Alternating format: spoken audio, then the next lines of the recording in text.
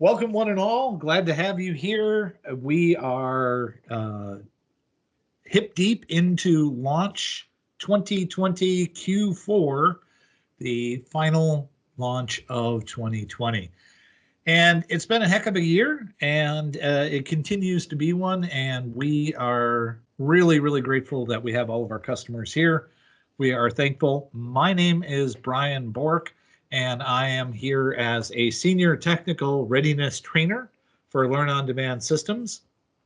You can reach out to me at my email up on the screen there. Just a couple of quick housekeeping notes. We're going to be recording this, so letting you know that the recording has already started. And if you have any objections or anything like that, you should let us know right away. Or you should disconnect right away is what I meant to say. The other thing is this recording will be available for you in the future if needed. You'll receive a link, as well as you will be able to come back and evaluate and do what you need to do in the class that you used for the launch. All right, so I want to introduce some of our support staff. We have a couple of people here from Learn on Demand Systems. We've got Ronald Thompson and Ryan Hall, as well as the coordinator of the launch event, Kristen. And Kristen is making sure that you guys and gals get the correct links and have everything that you need in order to be able to move forward and get things responded to correctly. So last note is, please don't save your questions for the end. Go ahead and type your questions into our chat. You have full control over the chat window to be able to type in. We'll be more than happy to either answer your questions while we're going, or when we do get to the end, we'll be happy to put your questions in. Speaking of questions, if you have questions about our TMS, how it works, what it is, what it does, just about, because this activity or the session is all about getting things from Lab on Demand into the TMS, well, to the TMS and other places. So it does naturally lead to that. There is a networking event going on right after this session. So make sure you engage in that session if you haven't already signed up. And I believe that starts at, let's see here, at 2:15 p.m. Central, which would be 3:15 Eastern, and of course, 12:15 on the Pacific Coast. Not going to talk about Mountain Time because I don't.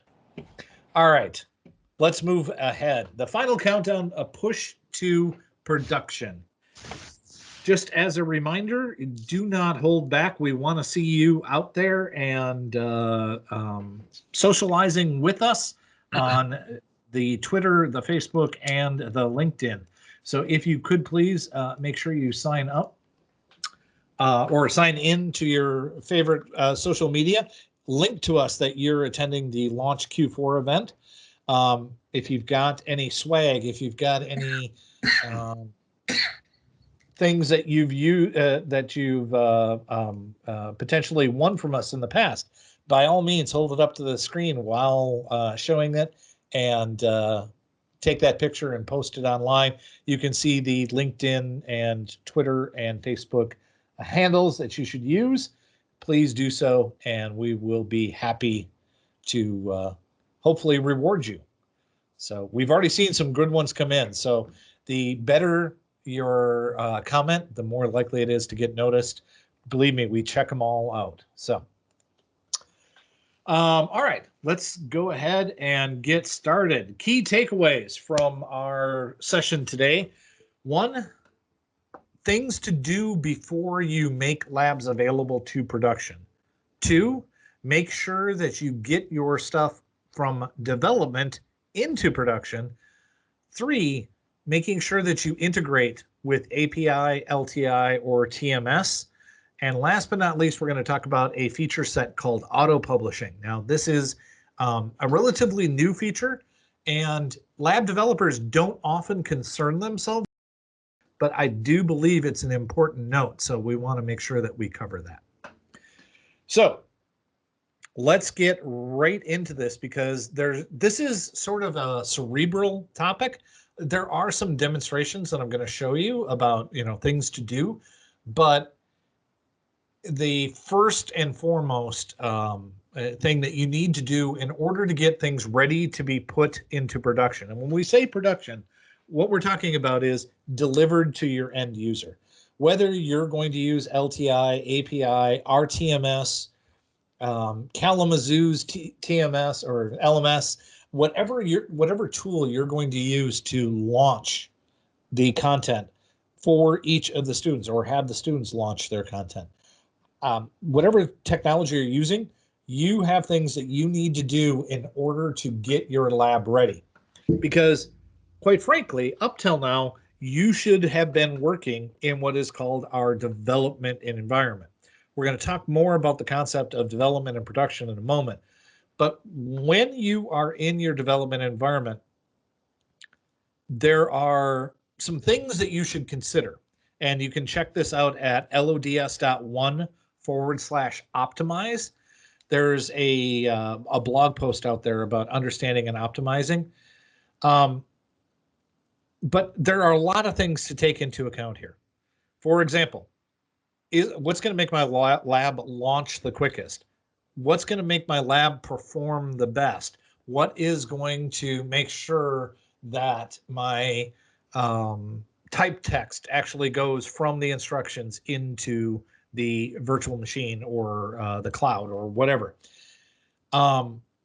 There are lots of different optimization paths, but when we're talking about virtual machine optimization specifically, there are two things that you should do before you consider your lab ready for production. One, install the integration tools, either for Hyper-V or for vSphere. Now, installing the Hyper-V tools is, and when we talk about that, we have a actual media that gets installed that you can use, and I'll show you in just a second what that looks like. But the VMware tools are typically only needed for specific versions of things. So, for example, if you're using a specific flavor of Linux, or if you're using a older version of Windows, you may have to install the VMware tools in order to get things to work. But one of the biggest gotchas is when you do an installation, maybe as part of your lab, you're installing a OS as part of your lab. If you're doing that on vSphere, there's a good likelihood that you're not going to have the VMware tools installed by default. So when it first starts, you actually have to operate from keyboard only, because the mouse won't work until you install the VMware tools. And that can be a little bit problematic. So we address some of that in that blog entry. But why do I need these tools? Why do I need integration services installed? Well, the primary reason is because when you want to insert things into your virtual machine, for example, if you want to send instructions or send code, things like type text or command shell or any of that type of stuff, from the right-hand side where the instructions are to the left-hand side where the VMs are, the only way to do that is if the integration tools are installed. So we have our own LODS integration tools. So that's of primary importance to make sure that all Hyper-V virtual machines get the integration tools installed. The second most important thing to do is to clean up your install. And we see this all the time where people do things like they leave home pages selected. They have cache credentials stored inside of the virtual machine, whether it's accessing a network resource or if it's accessing a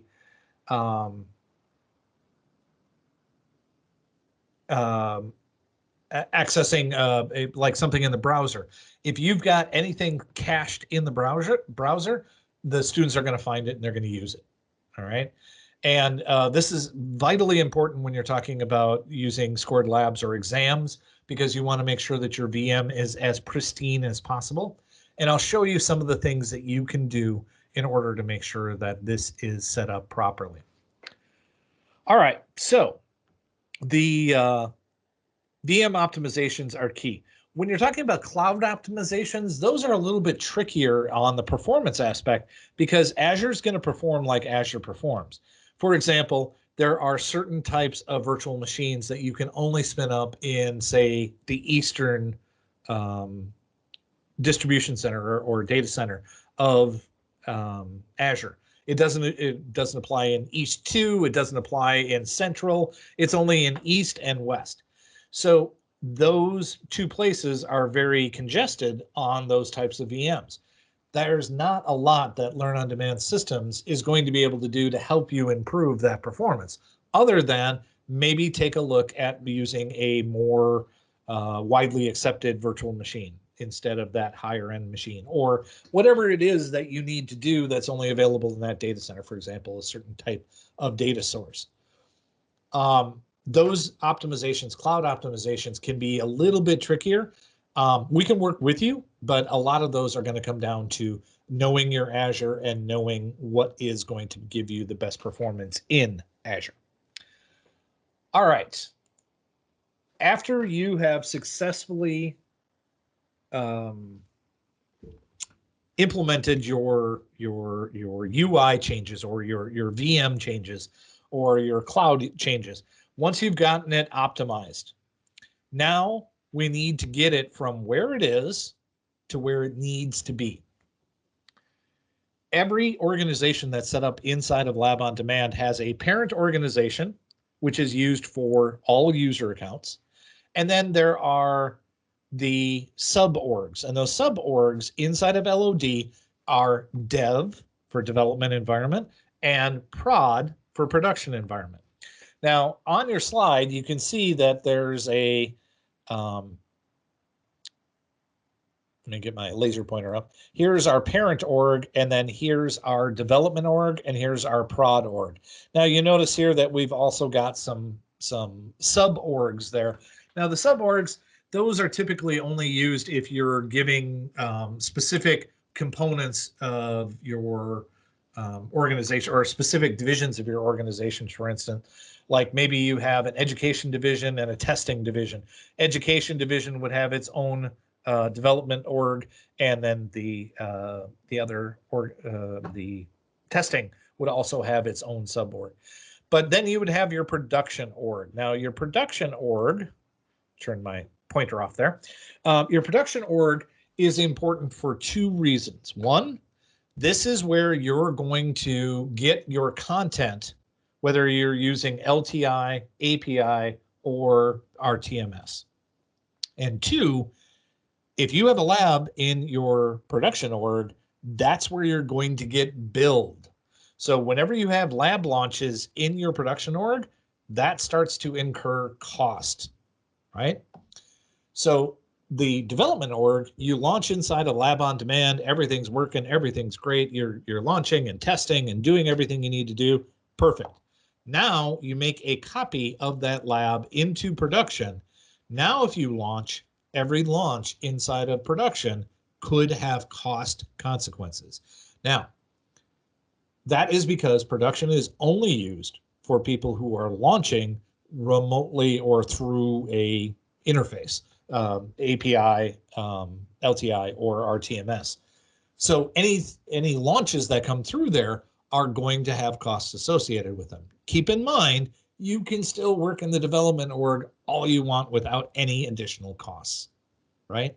So just because you've made a copy of it and put it in production doesn't mean that your development costs are going to go up. You just keep working in the development org. But if you're going to then do updates, you're going to do updates to your production org, okay?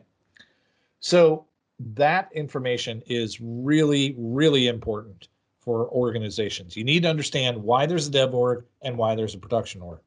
Putting things in between those two orgs are what we're going to talk about. And it's also important to remember that we are going to be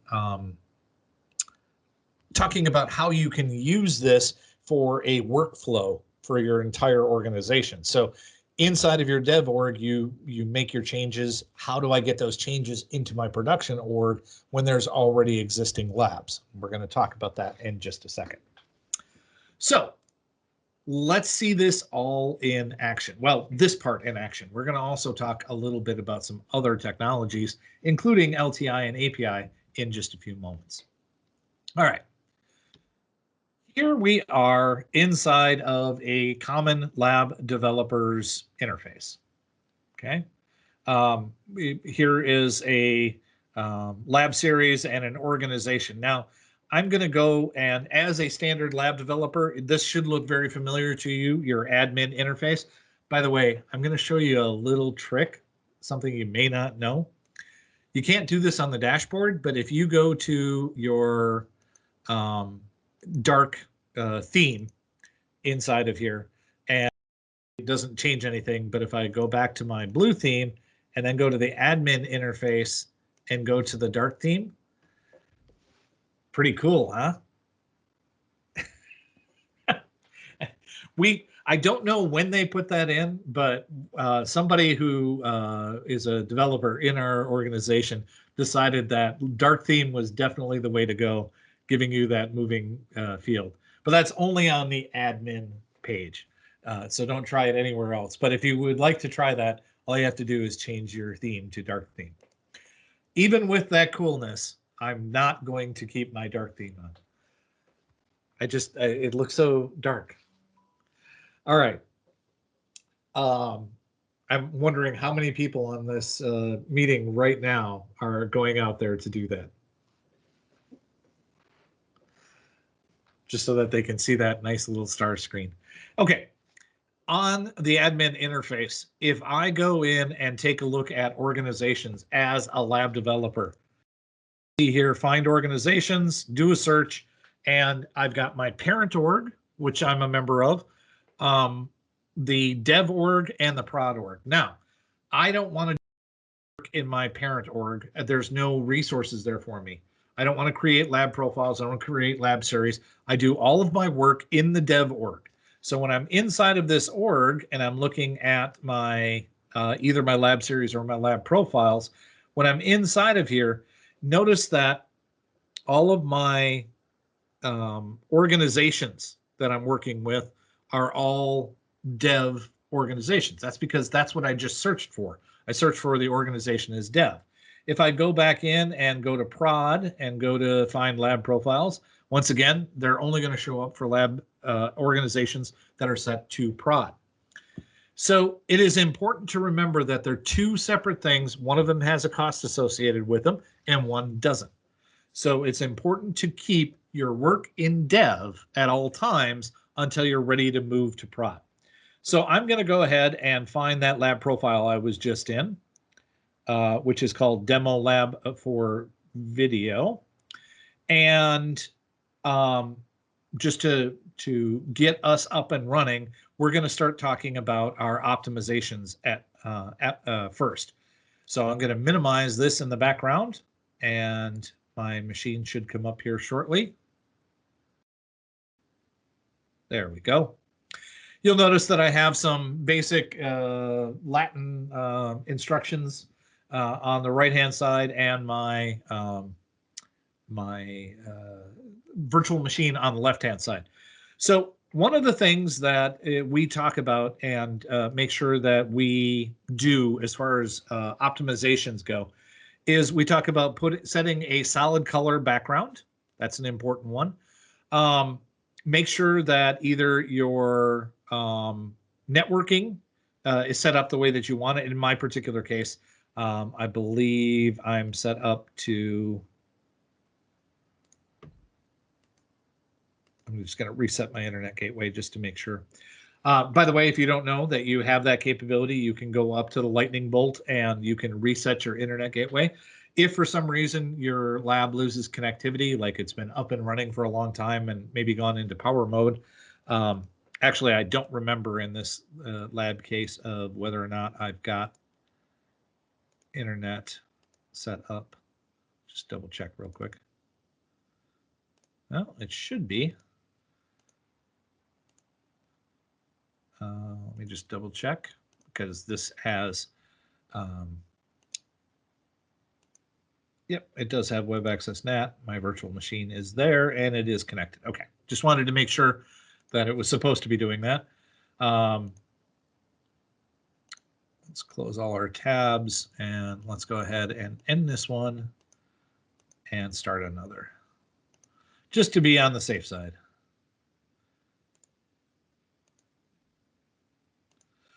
All right. Some things that you should consider when you're working inside of your lab is not just, is my lab configured with all the software I need, but is it configured for the student to use? And here's another one that doesn't have the network set up properly, but that's all right. We'll go ahead, we'll press on. There it is. That's what I want to see. So some of the things that you want to do or that you want to clear out are, you're going to want to make sure that any of your web browsers, in this particular case, I'm using the old version of Edge here. Yes, I know I'm not connected at this point. But one of the things you want to do is go into settings, and under advanced settings, go to, where's my, here we go, clear browsing data. It's not under advanced settings. But go ahead and clear your download history, your form data, and your passwords. There we go. Now we're online. And clear all of that data. Make sure that data is cleared. And because otherwise, if you put usernames or passwords into your web browser when you were going and testing things, those things may be cached in the browser. Of course, if you set up your browser so that it doesn't have, that it isn't caching any of that stuff, then you don't have to worry about clearing that. But one way or the other, you're going to want to make sure that that information is cleared. In addition to that, let me just go ahead and do this again now that I'm online and everything's connected.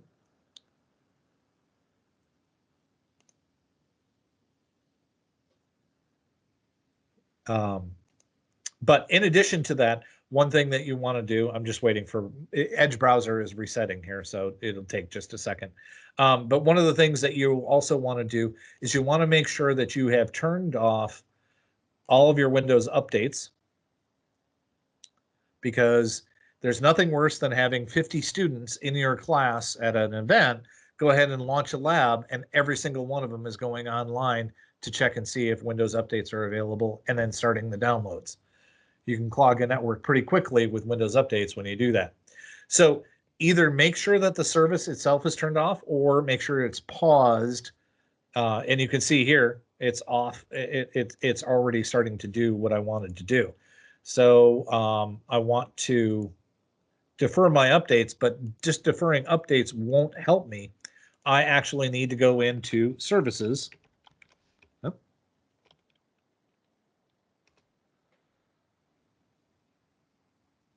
Make sure my app starts up, and then go down into Windows Update and go ahead and stop that. And in addition to stopping it, go to Properties and change this from manual to disable. Now, you would think that it's in itself would be good enough. Just have to be really watchful here, because Microsoft is kind of shifty about their Windows updates. They want you to make sure that you get important security updates, because they want you to be secure. So they have this medic service that periodically goes in, turns itself on, checks to see whether Windows updates has been turned on, turns it on, checks to see if there's anything out there you need, and then tells you, downloads it and gets it installed. That medic service can't be turned off, or if you do turn it off, it turns itself back on. So there's actually a script that we have that runs as a lifecycle action, which will go in and turn that medic service off at the beginning of the lab to make sure it doesn't do anything untoward during the exercise. Okay, so here's my Edge browser, and I had talked to you about clearing the data out, but notice that I'm getting a web page that comes up, and maybe I don't want that web page to come up. As a matter of fact, I know I don't, because a lot of times, especially if it's Bing or something like that, it can have a big picture on it, and that picture can impact how long it takes to load. So what you can do is you can go to your settings and go to your open with a specific page or pages, and then go into custom. And instead of about start, remove that and put about blank. Make sure you click on the add if you're using oh, did I accidentally click off of that?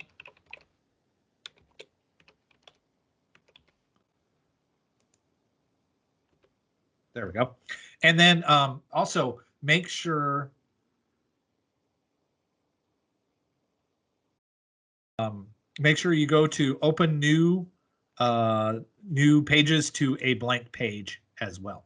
Remember to clear out your browsing data. And then once you've got those settings in place, go ahead and close down Edge and then click on it. And now this is what your users will see.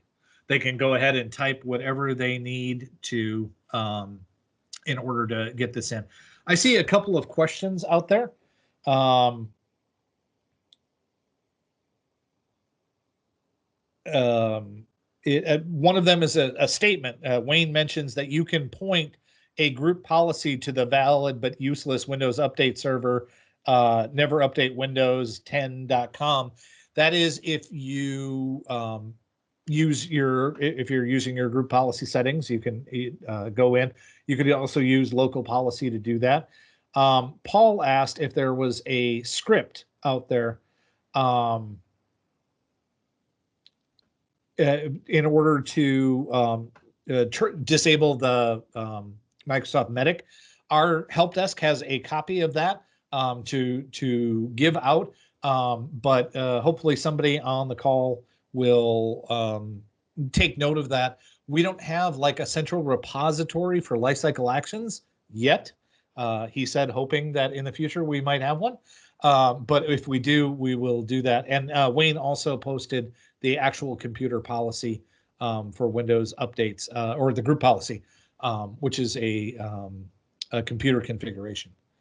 But once again, if you're not using domain-based group policy, you would use the local group policy editor. And I want to also thank Raj for commenting. This is not something, the clearing out of the using the manual clear is the recommended way, as opposed to using a script to clear out the cache and set your pages and such. Whatever browser you choose to use, just make sure you set some of the settings. There are a couple of other settings that are important, so I'm just going to mention them real quick. We're going to go ahead and go to, inside of File Explorer. We're going to right-click on this PC and go to Properties. And we're going to go to Advanced System Settings. Visual Effects should always be set to, first set it to best performance, and then go down and smooth edges of screen fonts. And that'll change it to the best performance plus that one thing. Another thing that you can do while you're here is you can talk about the virtual memory. Virtual memory is less important in virtual machines, so you can go ahead and actually disengage the memory. We have found that this doesn't give you a significant boost, but it does sometimes help with boot up speeds. So it is something you can set. And then last but not least,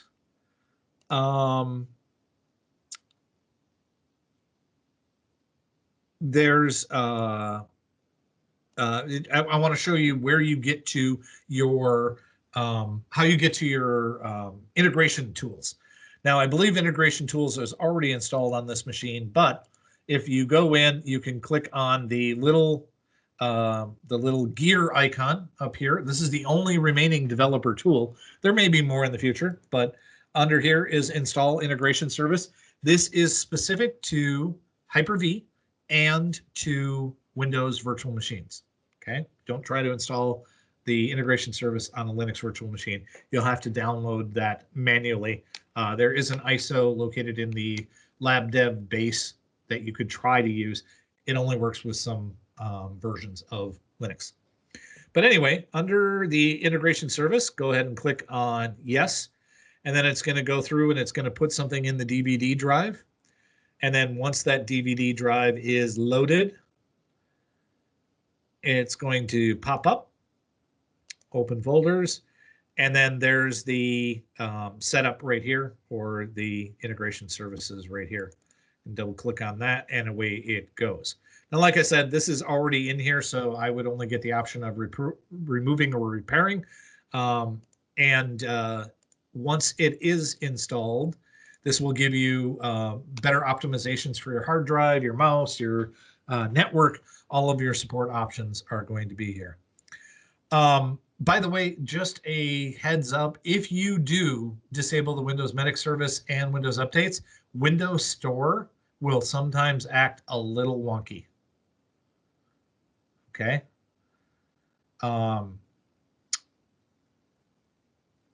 So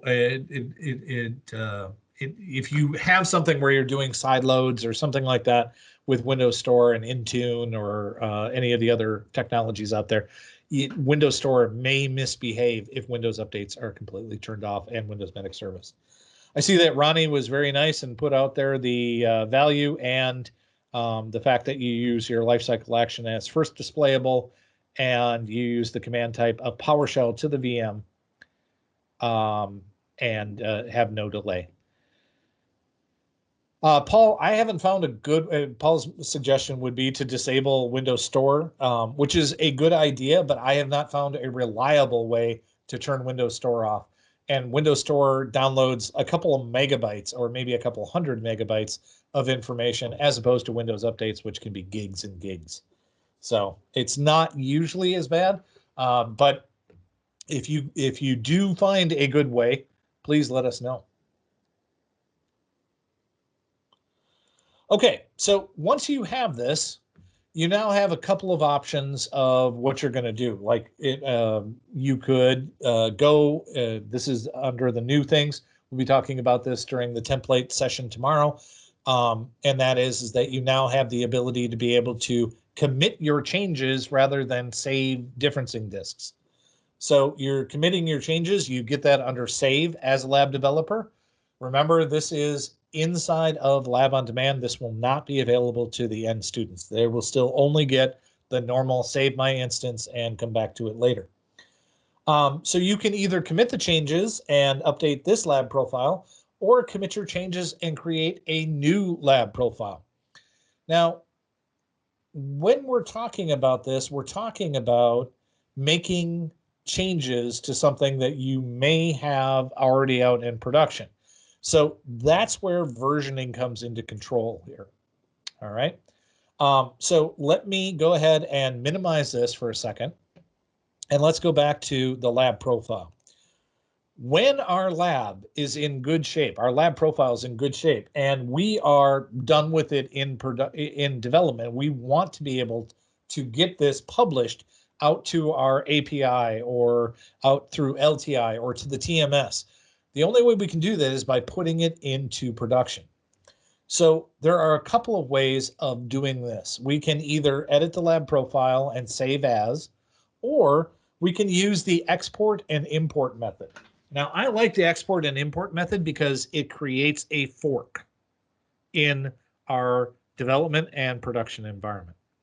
So if we are working with a lab profile and we want this to be something that we can use inside of production, we can go ahead and export this. And we're going to take the full lab profile and we'll click on OK.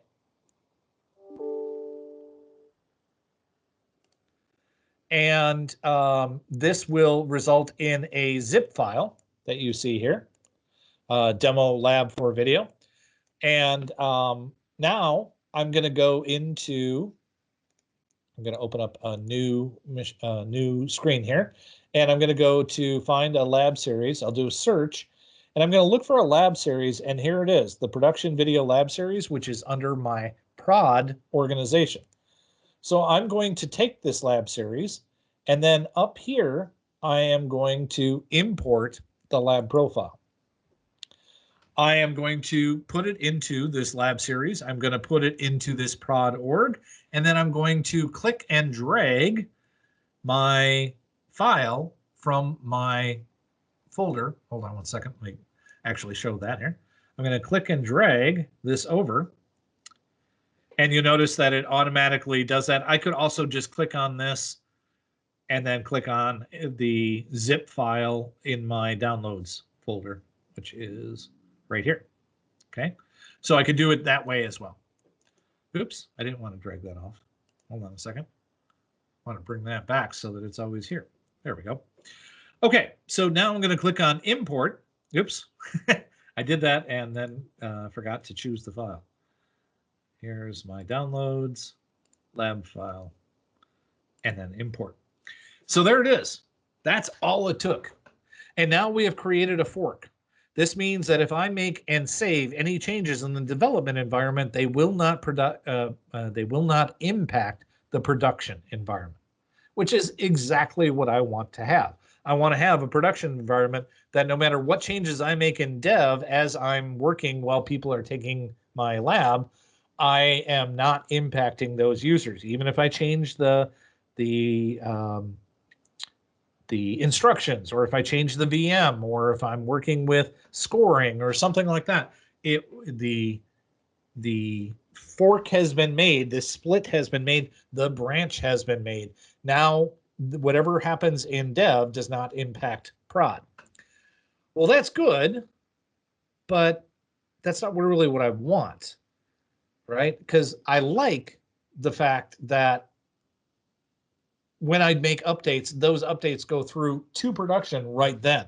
Think about this. If you have a spelling error, or if you've got an instruction that's incorrect in your lab, right now, you would have to change it in both the dev environment and the prod environment. Wouldn't it be nice if we only had to change it in the dev environment and then it would automatically update in the prod environment?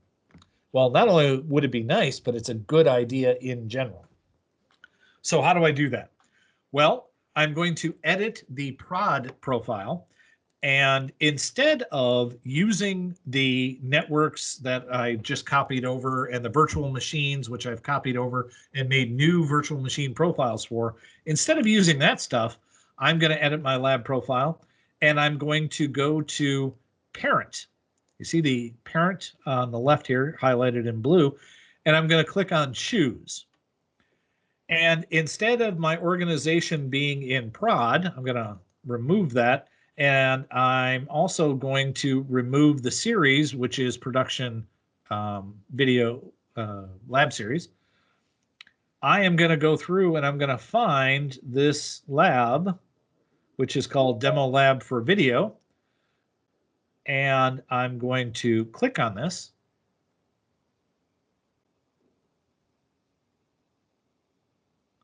And click on OK. Raj, I see your question. I want to address that, but let me get through this topic first, and I will address it, because Raj asked a really, really important question about these two orgs. So I'm going to address that. So when I do the inherit environment now, or when I do the parent, I am now inheriting the virtual environment as well as the content from my development environment. So you can see here my networks are already set and my virtual machine is already set. I'll also want to check this box for default just to make sure that the default is set. And then I click on save. And now once I've done this, my lab in development, if I were to go in and update this lab profile, if I go to, now that this is running, if I go to save and I go to commit my changes and update this lab profile, that's going to go through to production right after I finished, right? The next launch in Profile is going to have this updated VM with all these optimizations I've done, which is what I would like. But a better course of action as a lab developer is, let's make a new version of this so that we go in and we commit my changes and apply to a new lab profile. And we're going to go ahead and call it lab 1, and we'll put 0.02, and we'll call it V2. And then I put my description in. Everything else is going to stay exactly the same, although I am going to give this VM profile a new name as well, which is going to be V2. And I'm going to commit my disk changes here, and I'm going to use my current one. And I'm going to click on OK. And off it goes. Now, I'm not going to wait for this to finish because, quite honestly, this can take a lot of time depending on how much change you've made. But what I want to show you is ultimately this lab profile is going to be a new lab profile, which I then can go to production. And once that lab profile is there, I go in and I change my parent. Instead of being the lab 01, I will choose, and I'm pretty sure it won't be there yet, but let me just search. I'll look for the one that says V2, and I'll click on that and inherit from that instead.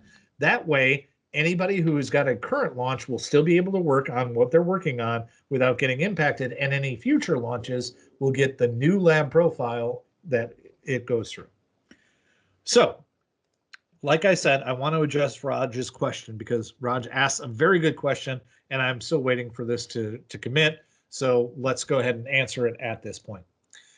The question is, if I'm working in a production org, oops, there's the screen I actually wanted to move off. If I'm working inside of the development org and a production org, what about my storages? And is there additional charge for my storage from here to there? And how does the virtual machines, the VHDs go? Here's my unofficial response. My unofficial response is, don't worry about your storage. Lab on Demand does not charge for storage. We used to, but then we stopped doing it.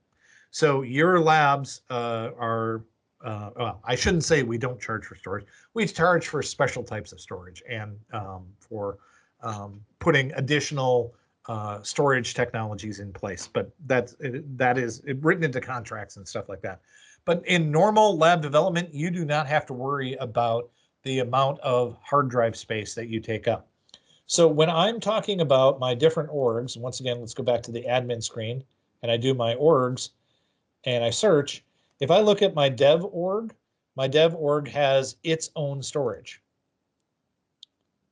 All right, so this is for the developer. If I go to my production org and go to storage,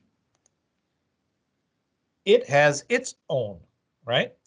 But here's the thing, your production, especially if you use this inheritance thing that I'm talking about, or even if you just do an export and an import and do that branching that I talked about, or the forking, that will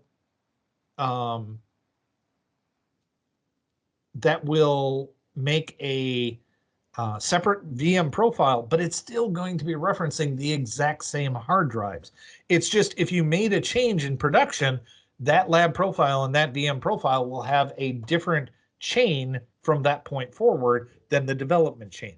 So long story short, there is absolutely no concern over how much storage you use in either one of these orgs, and you don't really have to worry about where things are stored because Lab on Demand keeps track of all of it for you.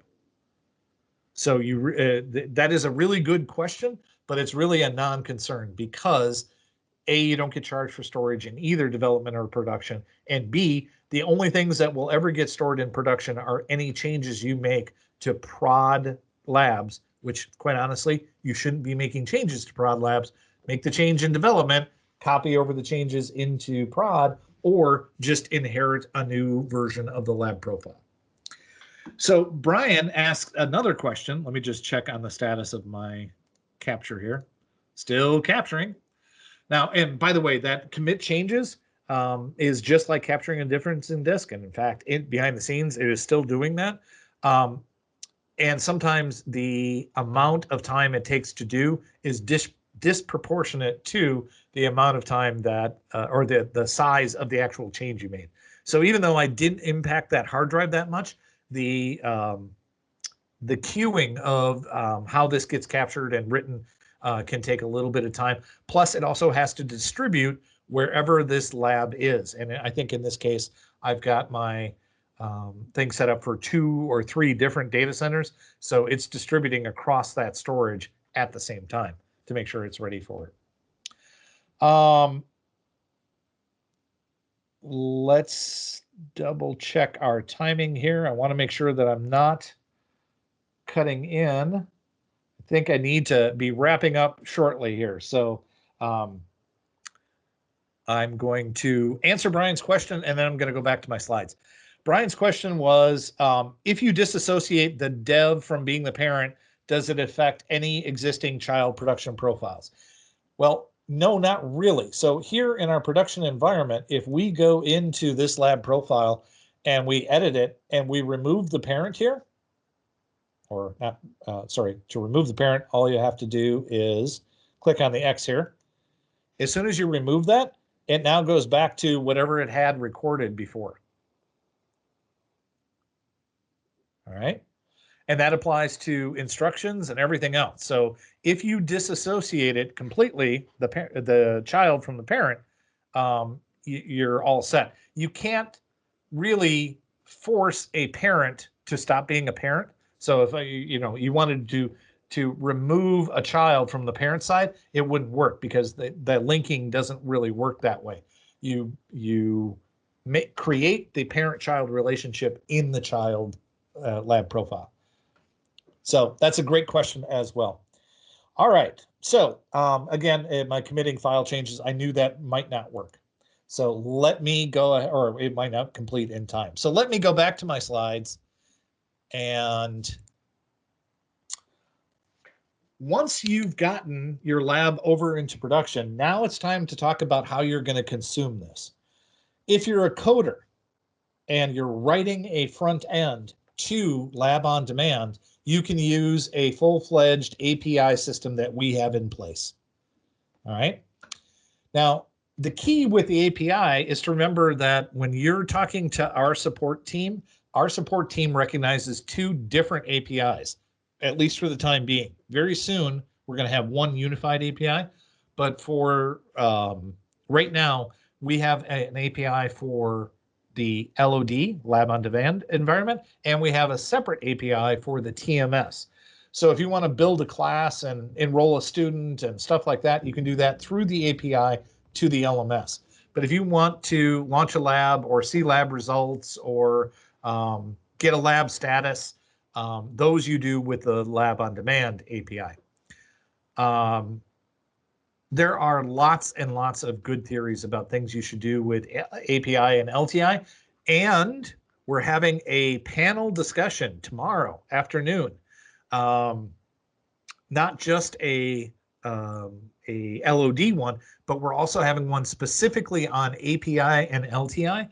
So if you have questions about how to use those, or would this work, or can I do that, definitely attend tomorrow's session that starts at, I think it's 12:45 Central time. So API gives you the ability to allow you to code things from your front end using PHP or I almost said ASP. I haven't seen anybody use ASP in a long time.